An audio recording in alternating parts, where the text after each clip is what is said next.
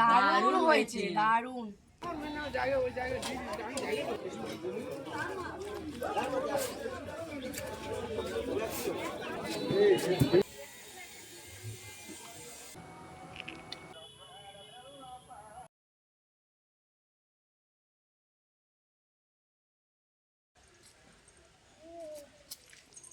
নমস্কার বন্ধুরা, সুন্দরবন ভিলেজ ফুডে আবার সবাইকে জানাই স্বাগত। আজ আপনাদের দুটি রেসিপি শেয়ার করে দেখাবো। তো এখন বলবো না, রান্নাঘরে গেলে জানতে পারবে আমি কি রেসিপি তৈরি করতে চলেছি। তার জন্য আমি প্রথমে আমাদের বাগান থেকে শাক তুলে নেব, টাটকা তাজা কলমি শাক তুলে নেব। দেখতে পাচ্ছেন বন্ধুরা, প্রচণ্ড বৃষ্টিতে জল জমে গেছে, বাগান গাছপালা মরে গেছে।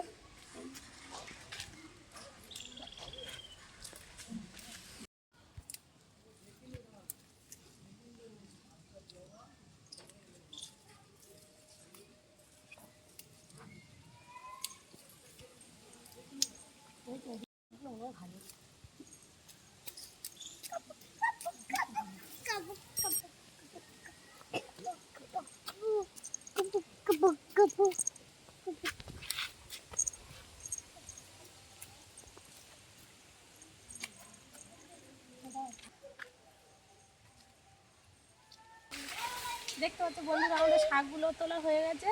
এই বাগানের টাটকা তাজা শাক দিয়ে আপনাদেরকে রেসিপি করে দেখাবো। মাছ মাছ বাজার থেকে আজকের এই পায়রা চারা মাছ নিয়ে এসছে। তা আমরা এখানে পায়রা চারা মাছ বলি, আর আপনারা আপনাদের ভাষায় কি বলেন জানি না। যদি অন্য নাম থেকে থাকে তাহলে অবশ্যই কমেন্টে জানাবেন মাছটা কি নাম।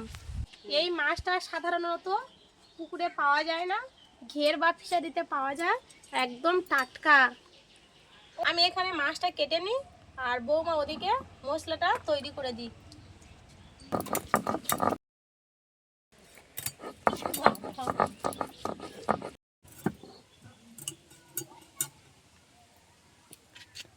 এবার দিয়ে দেবো কিছুটা সর্ষে, এর সঙ্গে দিয়ে দেবো দুটো শুকনো লঙ্কা, দিয়ে দেবো দুটো কাঁচা লঙ্কা।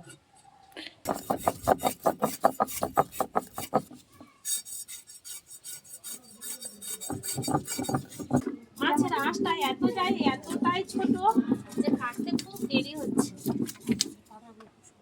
আর পাশনাগুলো খুব শক্ত। মাছগুলো কেটে পুকুর ধারে ধুতে নিয়ে এসেছি, আর মাছগুলো ভালো করে ধুয়ে নেব।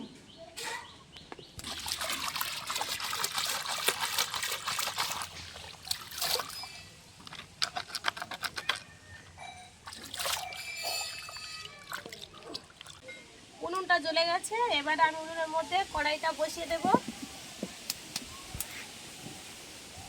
মাছগুলো ধুয়ে নিয়ে এসেছি, আর মাছগুলো ধোয়ার পর দেখুন বন্ধুরা মাছগুলো কেমন চকচক করছে। এবারে মাছগুলোর মধ্যে আমি পরিমাণ মতো হলুদ,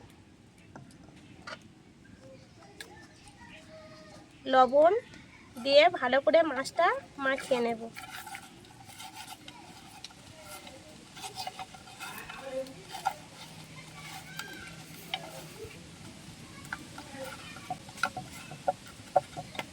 কড়াই গরম হয়ে গেছে, এবারে আমি কড়াইয়ের মধ্যে মাছ ভাজার জন্য পরিমাণ মতো তেল দিয়ে দেব। খালি মশলাটা করে দে, এই তো হয়ে এসেছে। পেঁয়াজ টমেটোগুলো কেটে দে।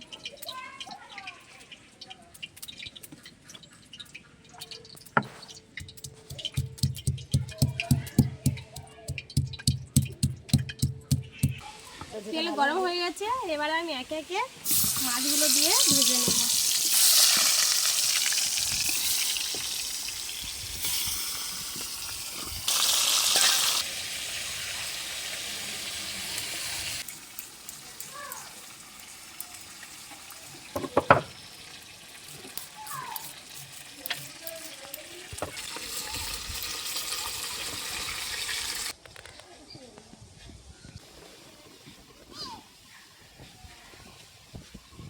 মাছগুলো ভাজা হয়ে গেছে, আর আমরা মাছটা এইভাবে লাল লাল করে ভেজে নিয়েছি। এরকম লাল লাল করে মাছ ভাজলে মাছের টেস্ট খুব সুন্দর লাগে।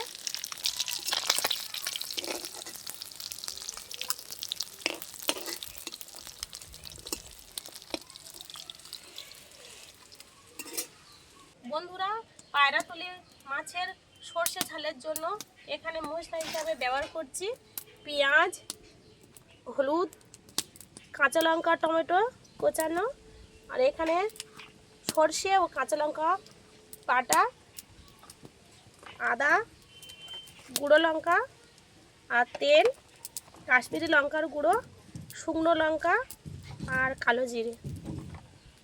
মাছ ভাজার তেলের মধ্যে দিয়ে দেব অল্প পরিমাণ সর্ষের তেল, 2 পিস শুকনো লঙ্কা আর ফোড়ন হিসেবে দিয়ে দেব কালো জিরে।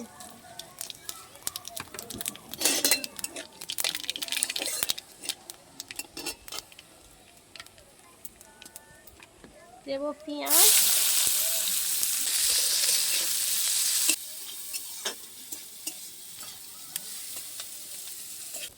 পেঁয়াজটা লাল লাল হয়ে গেছে। এবার এর মধ্যে দিয়ে দেব কেটে রাখা টমেটো, দিয়ে দেব পরিমাণ মতো লবণ, হলুদ, আদা,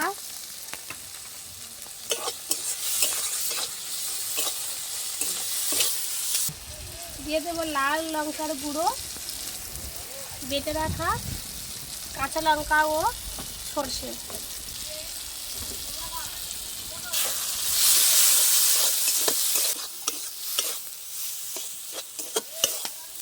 আমি এখানে সুন্দর কালারের জন্য কাশ্মীরি লঙ্কার গুঁড়ো ব্যবহার করেছি।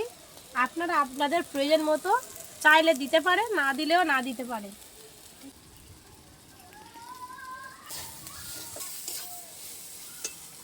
এদিকে তেল ছেড়ে গেছে, এবার আমি ওর মধ্যে দিয়ে দেব জল।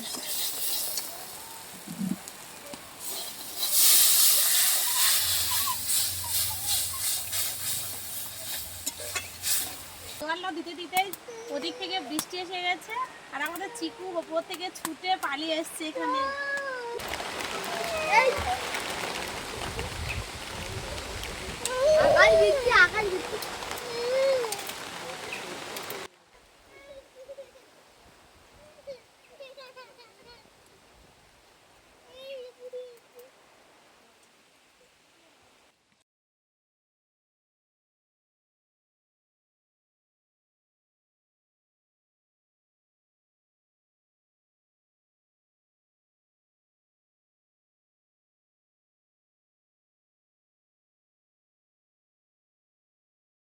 বন্ধুরা, এর আগে আমি কখনো এই পায়রাতলি মাছ রান্না করিনি, এই প্রথমবার সরাসরি আপনাদেরকে শেয়ার করছি।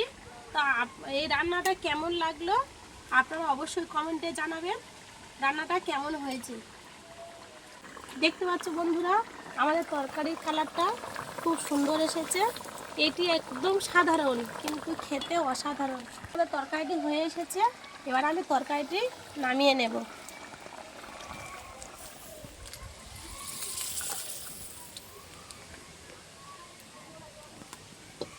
তরকারি খুব সুন্দর একটা কালার এসছে আর একটা সুন্দর গন্ধ বের হচ্ছে। এই যখন তরকারিটি হয়ে যাবে আমি দিয়ে দেব একটু কাঁচা সরষের তেল ওপর থেকে, এইরকম ভাবে আমি দিয়ে দেব, আর কাঁচা লঙ্কা চেরা।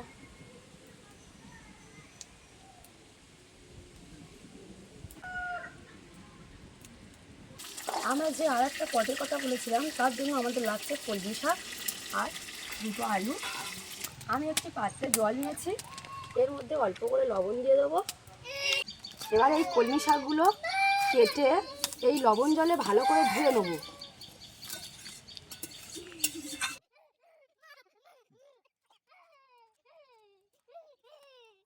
বর্ষার কলমি শাক তো, তাই পোকামাকড় থাকতে পারে, ওই জন্য লবণ জলে আমরা ভালো করে শাকগুলো ধুয়ে নেব।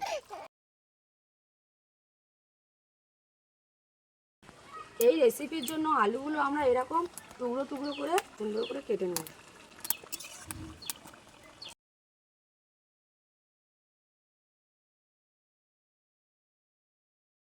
বন্ধুরা, আমি আর একটা রেসিপির কথা এখানে বলে দিলাম, সেটা হলো মাছের মাথা দিয়ে কলমি শাক ভাজা। আপনারা অনেক ধরনের কলমি শাক ভাজা খেয়েছেন বা কলমি শাকের আরও অনেক কিছু অন্যান্য রেসিপি খেয়েছেন। এইরকম একদম সম্পূর্ণ ইউনিক রেসিপি এটা। আপনাদের কাছে শেয়ার করব। আর তার সঙ্গে থাকছে আলু এভাবে কেটে নিয়েছি, আর মাছের মাথাটাকে ভালো করে ভেজে নেব, যেহেতু এটা শাকের সাথে ভাজা হবে তার জন্য আমি এখানে এটা মাছের মাথা নিয়েছি, ভালো করে এটা ভেজে নেব। মাছের মাথাটা এইভাবে ভালো করে একদম কড়কড়ে করে ভেজে নিয়েছি। এবার মাছের মাথাটা তুলে নেব। এবার ওই তেলের মধ্যে আমি আলুগুলো দিয়ে ভেজে নেব।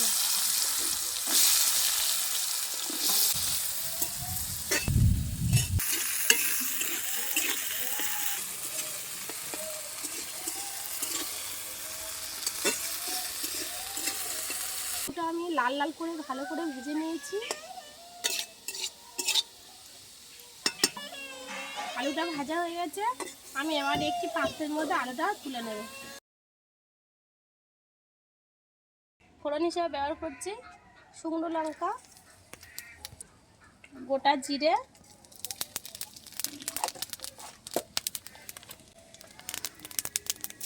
পেঁয়াজ,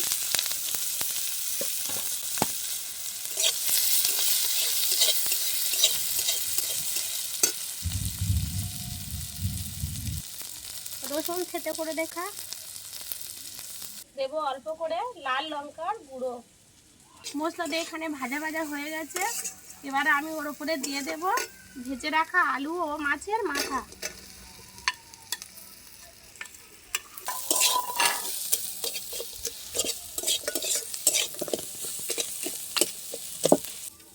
মশলাটি আলু ও মাছের মাথার সঙ্গে একদম মিশে গেছে, এবার ওর উপরে দিয়ে দেব কেটে রাখা কলমি শাক।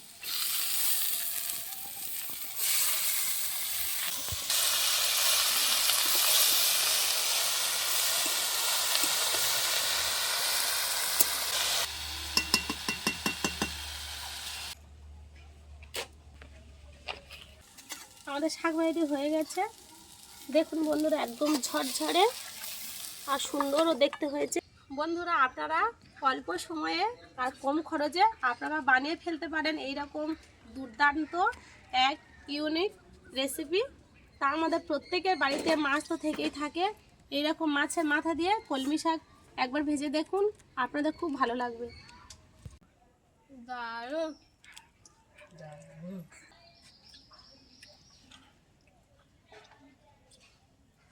দারুণ হয়েছে। আমাদের এই ভিডিওটা ভালো লাগলে আপনারা অবশ্যই করে লাইক করবেন, শেয়ার করবেন। আর আপনাদের একটা লাইক আমাদের ভিডিও বানাতে খুব উৎসাহী করে তুলবে। আর সাবস্ক্রাইব করতে ভুলবেন না কিন্তু। হচ্ছে দারুণ, খুব সুন্দর হয়েছে তরকারিগুলো।